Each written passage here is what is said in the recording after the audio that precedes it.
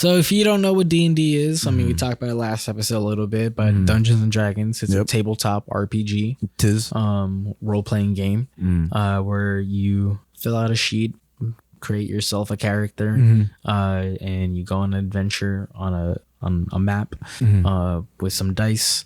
And you how many sides are on the dice? Like 10? They go up to 20. 20, goddamn. Yeah. That's a lot of fucking sides, bro. So, how do you determine what side it landed on? Like, is it the one that touches the table, or is it on top? Whatever one is on top. I feel like it's impossible since it's so jagged. You know? No, it's pretty. Yeah. It works pretty well. Yeah. You know how like in the hood they'll play like dice? They should do that. I'm pretty sure somebody has done this as a joke, but they should do that with Dungeons and Dragons dice. And I roll initiative. It says only numbers, right? Yeah, okay. Numbers. I don't know the rules of dice, but that'd be fucking hilarious. All right, go keep on. But yeah, so I found out there's some controversy going on at D&D at the moment. It has at this moment sort of like wrapped up. But we'll get to that in a moment. Okay. So the tabletop gaming industry has fallen into crisis. And I like how the article writes this out, but they say, as is often the case in fantasy stories, that crisis involves a king and a magic artifact. Nice. They say, the king is Wizards of the Coast. Remember that name. Okay. The Hasbro-owned billion-dollar publisher of Dungeons & Dragons, the nearly 50-year-old game that has become synonymous with pen and paper role-playing. And the magic artifact they refer to is the company's open game license, or OGL, remember that, written long ago in 2000, which permits players to craft and monetize their own tabletop experiences using D&D rules and mechanics, as long as they avoid reproducing official characters, settings, stories, and art. So off the bat, I never knew that. So repeat that again, not the whole thing, but give me the gist of that. So pretty much, the people who make Dungeons and Dragons, Wizards of the Coast. Okay. They're owned from Hasbro. They've been doing D&D for 50 years now. The big deal, the big controversy is around their OGL, their open game license. Okay. And what this is that, which was written in 2000, so long ago.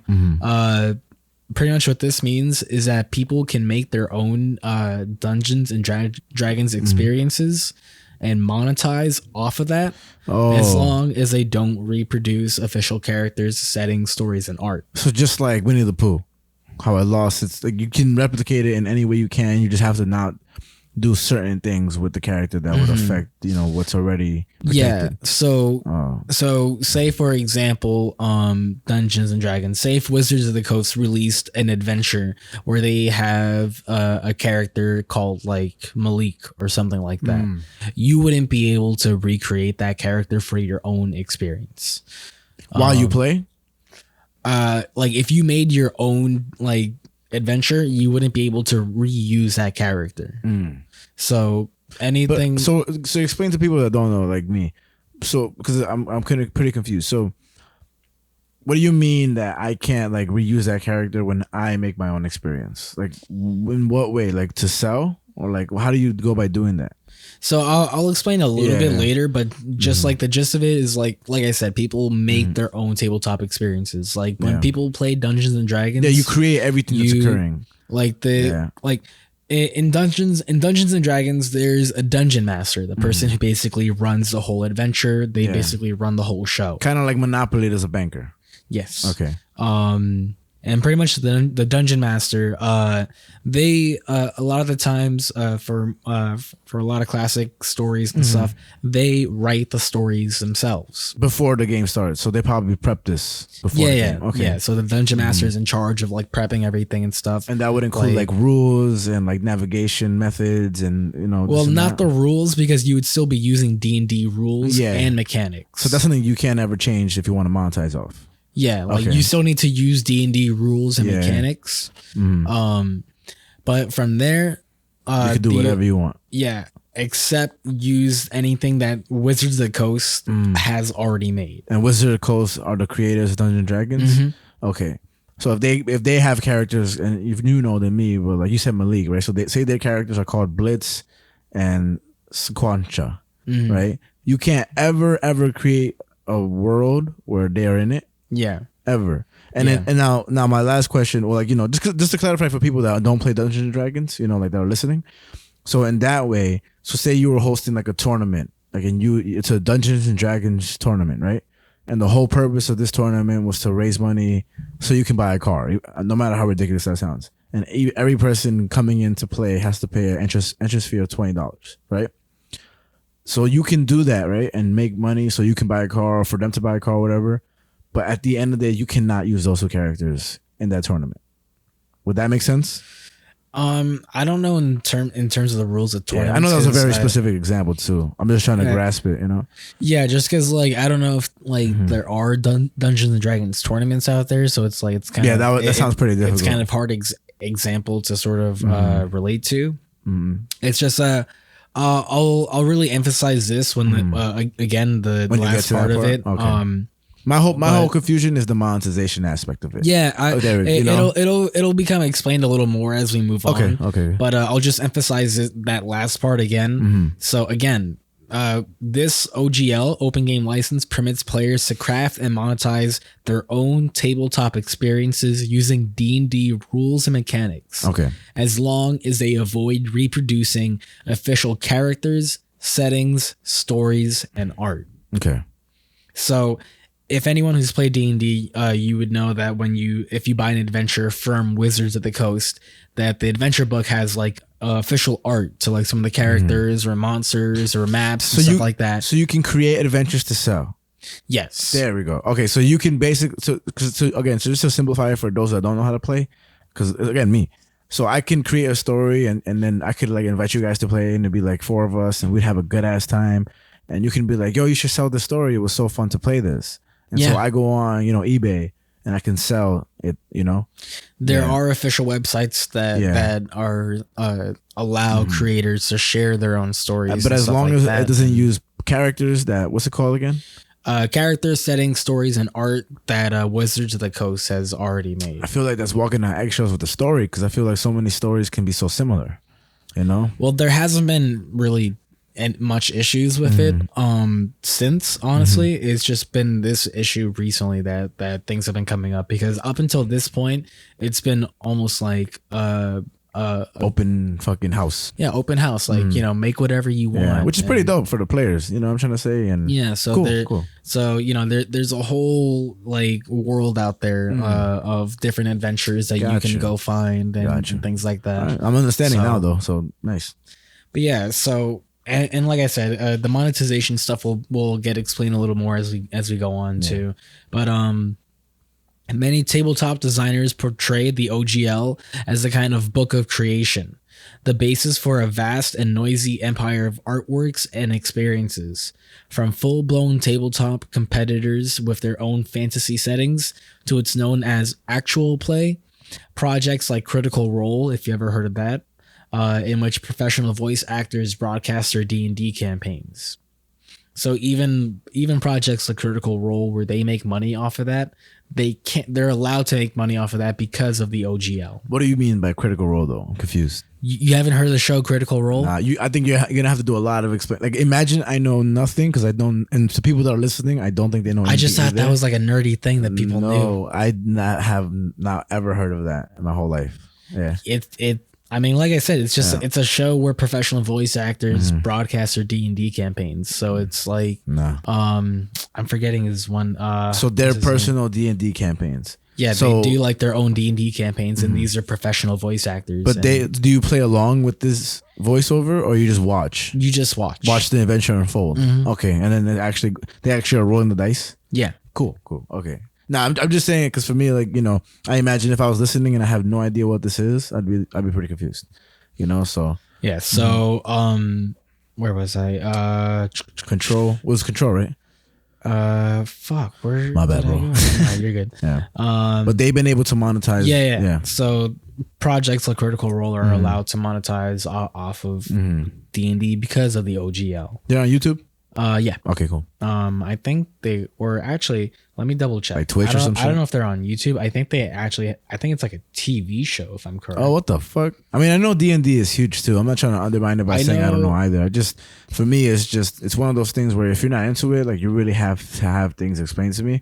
I just very much love the imagination aspect. I think I said this last episode, but there are not. I mean, there are now because there's so many board games, but there's not a lot that are so original in the fact that they let you create your whole world exactly. Yeah, I mean, I just see it on YouTube. I see it on Twitch. They're a web series. Okay, like kind of like Red versus Blue. There is like an Apple TV series that I know of that does D&D. That's supposed to be really good too. But yeah. And so pretty much the OGL, the single document from Wizards of the Coast, which is often shortened to WOTC, which I'll be referring to as moving forward. Okay. Or simply Wizards. This helped transform D&D into a cottage industry. And I learned what a cottage industry is. I don't know what it is. And it's pretty much a business or manufacturing activity carried on in a person's home. So if you are running a business or a manufacturing activity out of your house, that's a cottage industry. So like you're part of a cottage industry. So like if I sell Herbalife. Sure, if you're making Herbalife at home and selling it. Oh, okay, never mind. But if I make if I make build your own pizza kits and I sell them to people and they make it at home.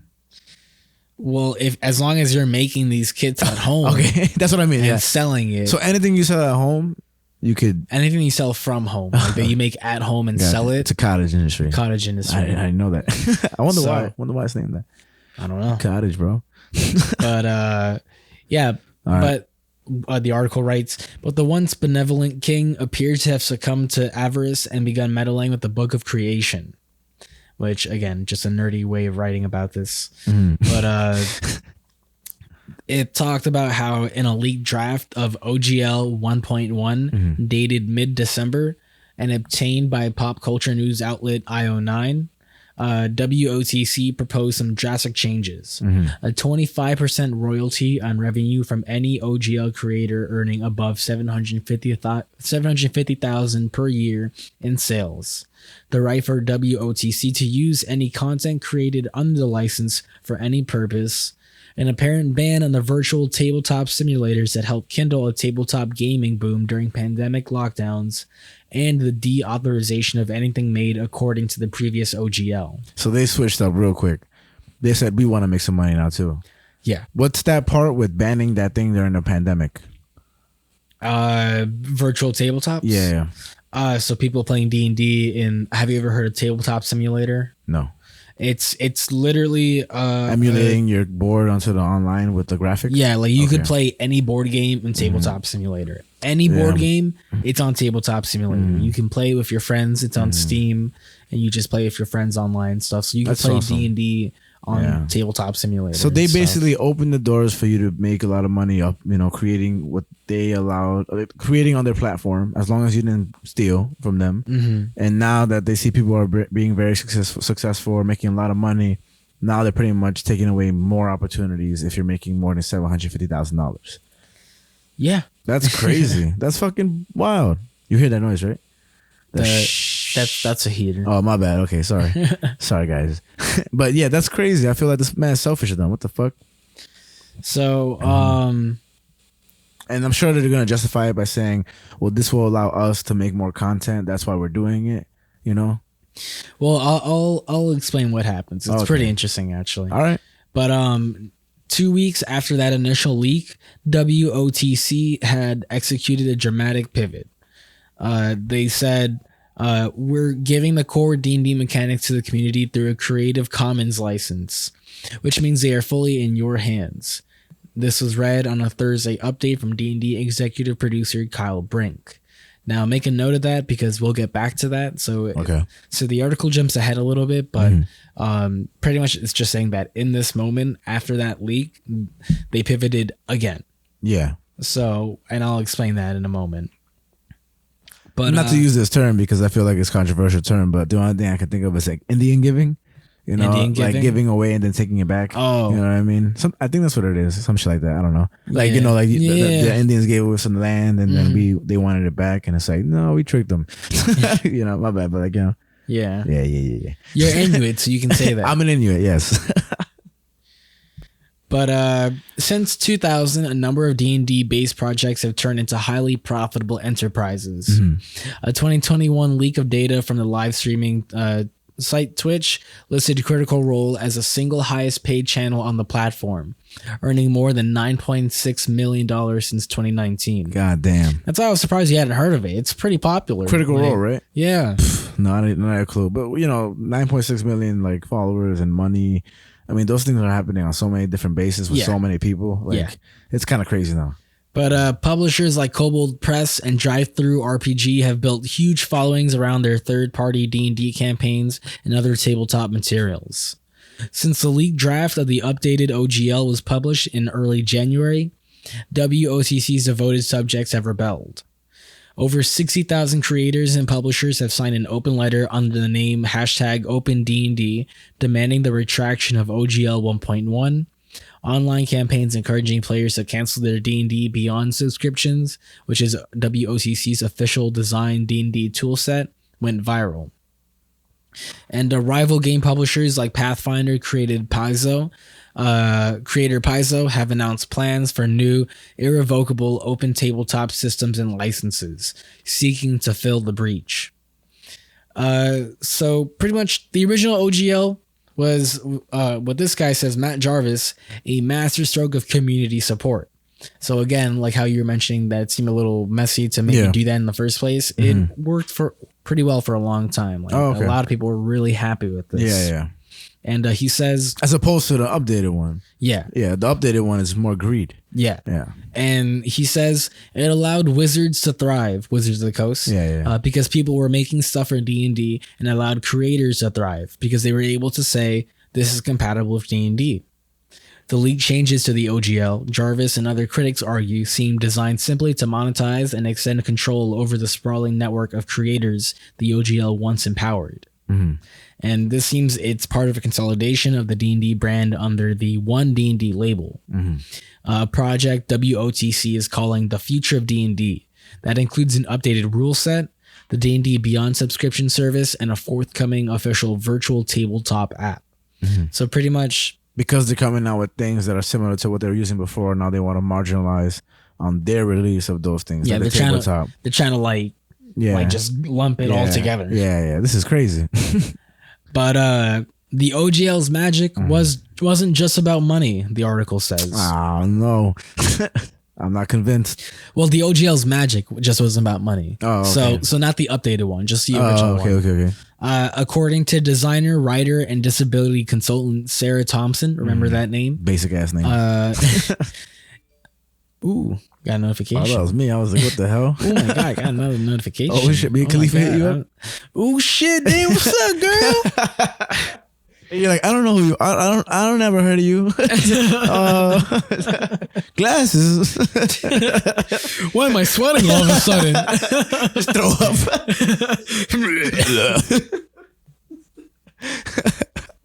I can't stand up right now. Please don't make me.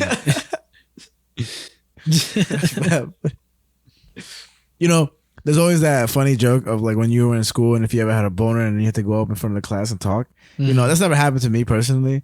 Has that ever happened to you? No. But there's somebody that's happened to. Like they really didn't want to get up there. And the teacher was like, come on, just let me help you out. And they just pick them up and all you see is, oh dear God. Somebody throws up. Bold. And this is some poor kid just sexually representing himself in front of a whole class because a grown teacher wanted that. Shout out to you, Thomas. Yeah, we all know it was you, Thomas. You horny fuck. But according to designer, writer, and disability consultant Sarah Thompson, it made space for dialogue between WOTC and the community, referring to the OGL's magic. This allowed designers to essentially offer playable critiques of problems such as D&D's heritage of racial stereotypes, using D&D's own mechanics. And an example of that is Sarah Thompson's own combat wheelchair add-on, a set of rules for using wheelchairs as adventuring equipment that allows disabled people to be empowered and see themselves as a hero in the story, because D&D didn't allow for that. What a suck up. No, I'm kidding. So before they didn't allow you to use a wheelchair for your characters, and then she said, I want to do that. And because it wasn't part of their rules, she was able to do that. Yep. It's interesting. I wonder what else they weren't able to use, which is kind of crazy because, I mean, not for nothing. Couldn't you just give your character just like, you know, you could work around that, I'm assuming, you know? In what ways? Like you can be a character that has wheels for feet and that always sits down. And that you're able to carry the balance of yourself because you defy gravity. I mean, that's not really D&D though. What do you mean? It's not like really realistic in terms of like a fantasy world. Oh, say that again without making sense. I mean, that's not realistic in a fantasy world. Yeah, it's not. It's not. It just isn't. Like, are you kidding me? Didn't you just say the other day that you made a chair with somebody using the iron coming from your Okay, but that was in the world of My Hero. That was in the world of My Hero. Get your world straight, all right, my guy? Jesus Christ, you're on Earth 23 right now. You can't make cotton candy things on a television show that's completely made up of a fantasy thing. God. I'm so sorry for this guy, That was folks. the funniest, nerdiest things you ever said. I'm so sorry for this guy, That should be a shirt. What was it? You can't make up those things in a fantasy world. Excuse me? You can't tell lies if you're a politician. No, I get what you mean completely, but it's just pretty funny. Like out of context. But within the world of World of Warcraft's world, you can't do that. Not World of Warcraft. That's something else. You know what I mean.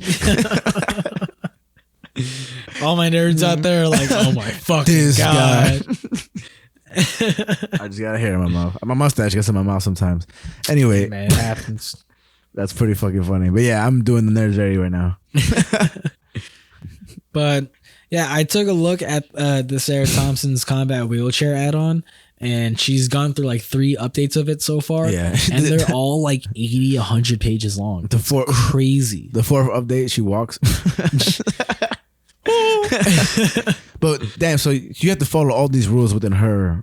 And she's part of this company or a separate entity? This is just her own thing. Damn. Like, so who is Sarah Thompson? She's just a person?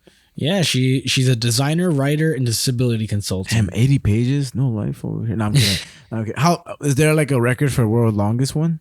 Like rules? I don't know actually. Probably. I'll look it up while you continue. But actually that's counterintuitive because I want to pay attention. So what should I Google? Longest rule book? For D&D. Let me see. Oh, what do you think it is? 283. Okay. Let's see. I read it. There we go. Read it. Beauty. Let's see. Gloomhaven has 52 pages, which is not that much compared to her. I'm gonna go to Google. Let's see. What is the longest D&D campaign ever? Whoa. Okay, I'll just say this and then we can continue. This episode of Wired's Obsessed series profiles Robert Wardall, the dungeon master of D&D campaign that's been running continuously since 1982. I know it's not a rule book, but that's crazy. Damn. It's been running for 40 years. Damn. This came out on November 3rd, 2022. Oh, the longest page book is 320. Okay. Yeah, that's crazy. It's Wizards RPG Team. Released August 19th, 2014. You should play it. You should play it. I'll read that whole fucking thing. This is how it looks like. That's pretty interesting. Nice. That's crazy somebody came up with 324 pages. How much rules could you possibly have? Jesus Christ. But you know, you can monetize off of it. You just make money off I mean, I'm sure this guy monetized crazy for it being the long. Like, you know, somebody's like, I know what we're doing Friday night. people usually dress up when they play. Like, do some people do that? Some people do. That's cool. That's cool. But so faced with such comprehensive blowback, WOTC eventually gave way.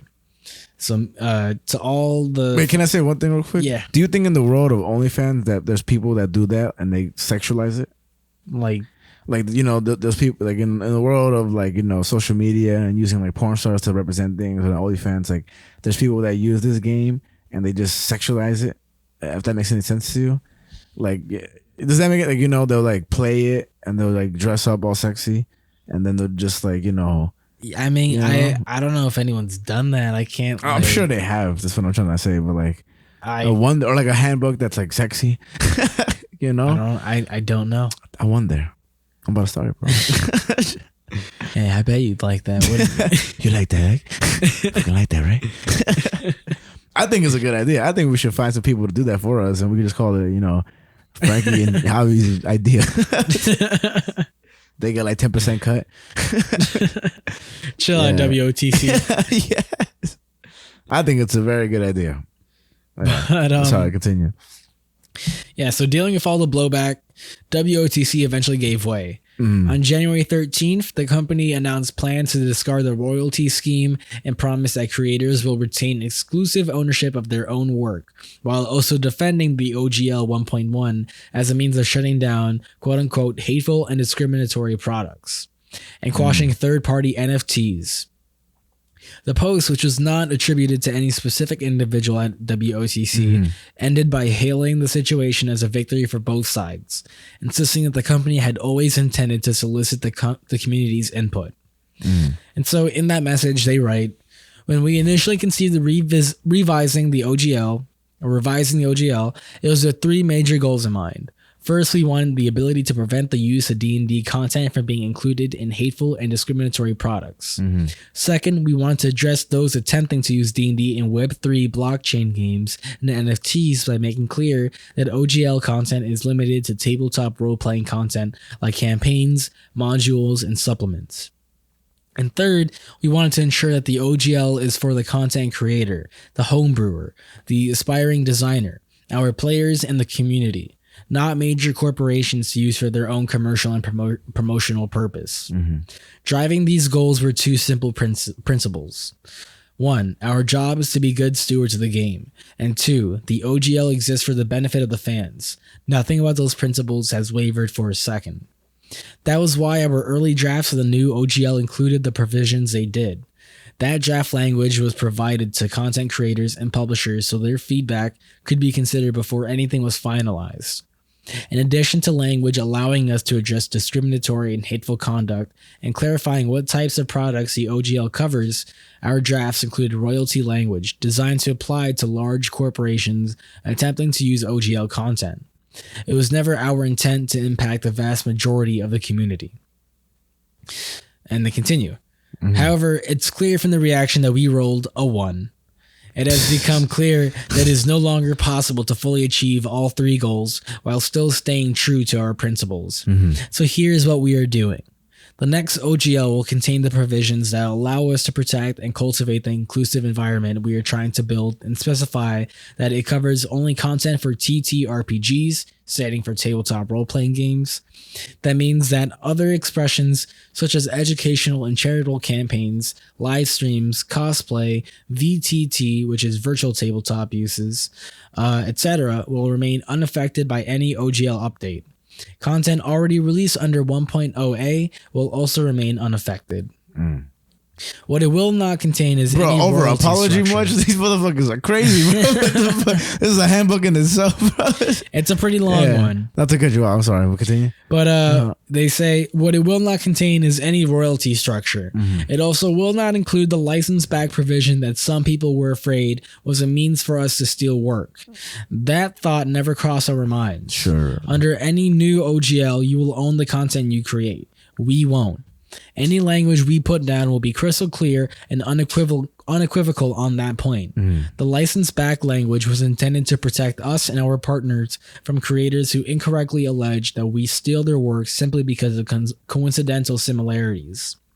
As we continue to invest in the game that we love and move forward with partnerships in film, television, and digital games, that risk is simply too great to ignore. The new OGL will contain provisions to address that risk, but we will do it without a license back and without suggesting we have rights to the content you create. Your ideas and imagination are what makes this game special, and that belongs to you. A couple of last thoughts. Oh my God. First, we won't be able to release a new OGL today because we need to make sure we get it right, but it is coming. Second, you're going to hear people say that we won and we lost, or that they won and we lost, because making your voices heard forced us to change our plans. Those people were only half right. They won and so did we. And that's a really important note there. And it just sort of ends where they just sort of explain. They're like, and 600 more pages as to why we want to make sure we look good. They just sort of explain again, like, you know, they're just doing that they always had the input of the community in mind, that they were always going to do that. And again, they apologize for everything. I feel like the first thing was the only thing I really was, cool with. Just the whole thing them saying like we don't want anybody to use our product to like racially discriminate, or I don't know if they said racially, but just discriminate and stuff. Because that reminds me of, I think they forbidden like modding to a certain Spider-Man game, because a lot of people were like, the first guy, what is it like, I put that on the supplementary, or no, it was a topic or some shit. Yeah, the news topics. That day. What was it again? It was a Spider-Man game that they got rid of modding. Yeah, in the PS4 Spider-Man game when it came out on PC. What was it? Someone modded the LGBTQ flag in the game. Of it. Oh, it was in it. Well, no, it was already in the game, and someone modded it out and replaced it with like the American flag. That's so funny. Which is funny because it goes against America altogether. You know what I'm trying to say? Like, you're kind of removing somebody's freedom of expression. That's stupid Americans. I mean, I don't know. Of course, I think what they did was fine, like reversing all that stuff. But I just feel like, when someone's wrong and they just over-explain, and they just over-apologize, over-explain. I feel like in some sense this is what they're doing, But and all in all, I mean, they reversed everything, which is fine. But I think being, such a major company themselves, I think they should have known, or should have been aware that these repercussions would have come regardless. The feedback from the community after being selfish, and I think it leaves a bad taste in players' mouths. Yeah, I mean, I'll say to sort of continue with the story that this is definitely not the end of it, because again, like, they said that the new OGL hasn't been updated yet, so there's still time for that to go up and all that. It's up right now, but in terms of the story, it hasn't gone up yet. Yeah. And so after this post, a lot of people still weren't happy with Wizards of the Coast. They were like, son, like, yeah, like a lot of fans criticized them for thinking that this was far from an apology, and that this was more of a dismissal of their legitimate concerns. Which led WOTC to backpedal even further. they fucked up. So on a second bulletin on Wednesday of January 18th, they included more details about the path forward, along with a mea culpa from Brink, the executive producer, on behalf of his team.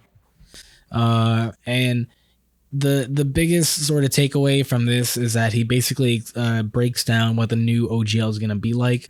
But at first, they apologize again. And he says, "We are sorry. We got it wrong. Our language and requirements in the draft OGL were disruptive to creators and not in support of our core goals of protecting and cultivating an inclusive play environment and limiting the OGL to TTRPGs. When we compounded things by being silent for too long, we hurt fans and creators, when more frequent and clear communications could have prevented so much of this." And pretty much the big takeaways from the new OGL that they released on the very next day, on January 19th. They're like, do what you want, please just forgive us. What they did is that they put out a new OGL, and they even said a whole thing where there's a survey where you could put your review and feedback, which is similar to their playtest materials, which apparently you could do that. Like, you could test out their new things that they're thinking up and give feedback on that. I didn't know that. A second thing is that after reviewing the proposed OGL, like I mentioned, the quick survey, and that the survey is going to remain open for at least 2 weeks, and that it'll give everyone advance notice before it closes, so that everyone who wants to participate can complete the survey. And finally, they end it by saying you deserve some stability and clarity. So they give some real head downers or double downers of what's to expect more of the non changes in the new OGL, which includes video content, Whether you're a commentator, streamer, podcaster, live play cast member, or other video creator on platforms like YouTube and Twitch and TikTok, you have always been covered by the Wizards fan content policy. The OGL doesn't and won't touch any of this. Your accessories for your own content. No changes to the OGL will affect your ability to sell minis, novels, apparel, dice, and other items related to your creations, characters, and worlds. Non-published works, for instance, contracted services. You use the OGL if you want to publish your works that reference 5th edition content through the SRD. That means commissioned work, paid DM services, consulting, and so on aren't affected by the OGL. VTT content, virtual tabletop content. Any update to the OGL will still allow any creator to publish content on VTTs and will still allow VTT publishers to use OGL content on their platform. DM's Guild content. The content you release in DM's Guild is published under a community content agreement with Dungeon Masters Guild. This is not changing. Your OGL 1.0A content. Nothing will impact any content you have published under OGL 1.0A. That will always be licensed under OGL 1.0A. Your revenue. There will be no royalty or financial reporting requirements. Your ownership of your content. You will continue to own your content with no license back requirements. And he basically just ends it there and just says thanks again, this and that. Like I said, the new draft was posted the next day. In the update, he just wrote, the Creative Commons license we picked lets us give everyone those core mechanics forever because we don't control the license. Releasing the D&D core rules under the Creative Commons will be a decision we can never change. I feel like I just read an instruction manual. That's crazy. Yeah, crazy stuff. Yeah, I just feel like they all could have been avoided if they just didn't try that. You know, like, of course, that's literally the story. Yeah. You know, but it's just, I mean, it is very interesting because, I mean, there's a lot of companies that do that stuff, man, and all very sneakily, but other companies have embraced it, which I'll say mostly is like these FIFA games and stuff like that, you know, where, you know, shout out to Scutia Run Slime, you know what I mean, on YouTube. Scutia Runs, ESCUTIA_runs, like RUNS. Amazing FIFA player. But you know, you're forced to like pay money for not only this game but 2K and also Call of Duty. And I mean, even bro, I'm playing this pool game on my phone. It's a free game, and by all means, it is very playable free. I haven't paid for one, and I got 2 million shekels. I'm hype. Nice. You know, but I mean, the way they try to shove down you paying for stuff on the game is so like constant, you know, not annoyingly to the point where you're unable to play. Just like FIFA, you can perfectly play without, but the advantages are so much more higher when you do play, pay to play. I know this is way different, but it's what I will say is similar is when Nintendo basically just told all the YouTube streamers that were making money off playing their games online, like, you know, you remember that, where they were just like, like, we're gonna get paid now and you're not gonna make money off our games anymore. Yeah. So what was that exactly? Like they were disallowed from monetizing off playing games unless they published what game it is and where to buy them. I don't remember the details of it exactly. I don't remember if there was a way to get it monetized, because I remember basically just everyone just stopped. Yeah, like, I mean, they were all Let's told, plays. and they all basically stopped doing Let's Plays, and like they were afraid of all their content like going away because Nintendo basically was saying like, hey, like, you know, in the rough gist, from what I remember, this is a while back too. Yeah, but you know, they were like, we have a license for those games, and you're making money off our games, and people still definitely play those games. I just wonder what the law is around it, all the regulations. I mean. But all I know now is that when you do watch a Let's Play on YouTube, like they have an advertisement at the bottom for the game and where to purchase. Yeah. And it's I wonder how much that interferes, you know, with that, and if there's a certain cut you know get from not only YouTube or Nintendo, you know, and you know, and it's again like, and what I've heard YouTubers say, it's like we're literally advertising your product.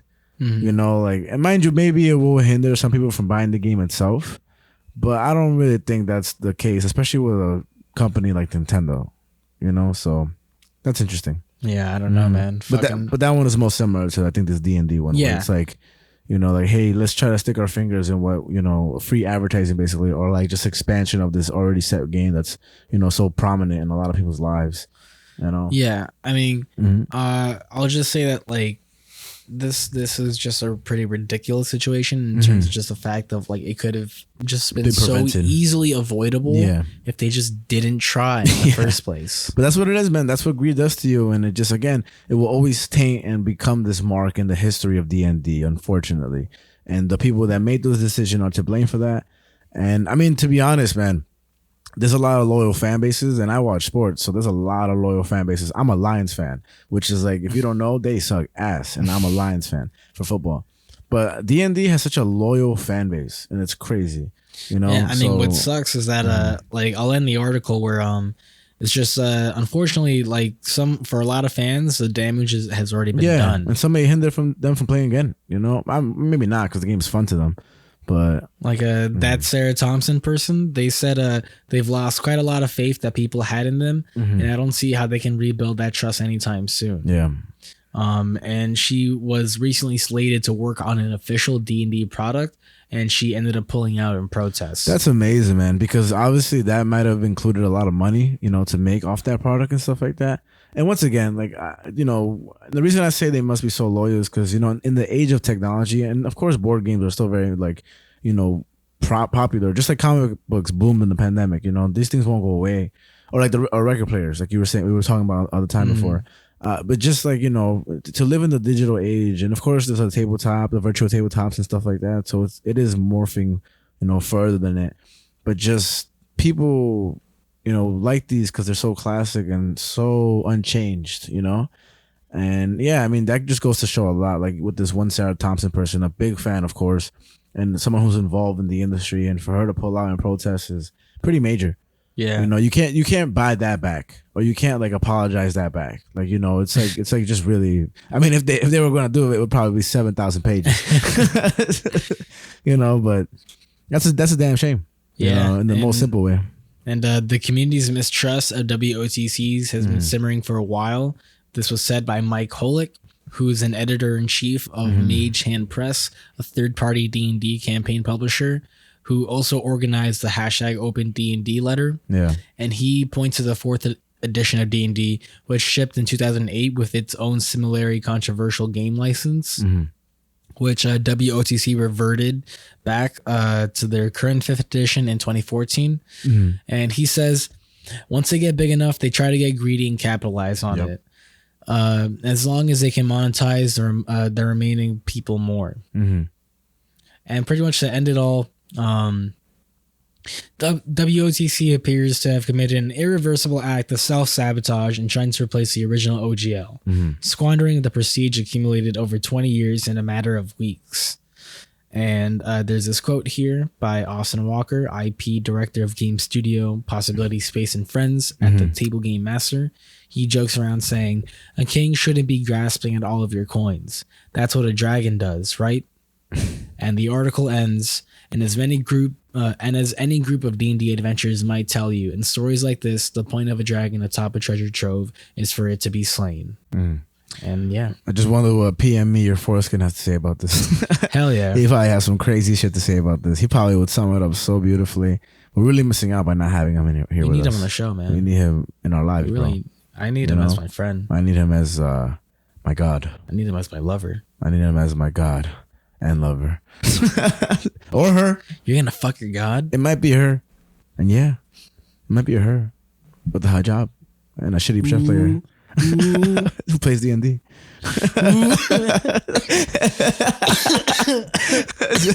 Too spicy. I was gonna throw in that they're also an African, magician like this guy. Yep. But I don't want to make a call. So, well, D&D, what have we learned? Absolutely nothing. I just thought it was pretty interesting because it is. It really is, because it's in the whole sector of somewhere else. Like in terms of people who don't play, like that's still very relatable, and no matter what, it will affect us in some way with other companies. Yeah, I mean, it's just, for people who are like D&D fans, they're probably listening to this and they probably are like, yep, already know about this. Or people who are just like sort of average fans are probably like, holy shit, I had no idea. Or like even like when the iPhone changed completely to USB-C ports or their own personal charging products before it was something else.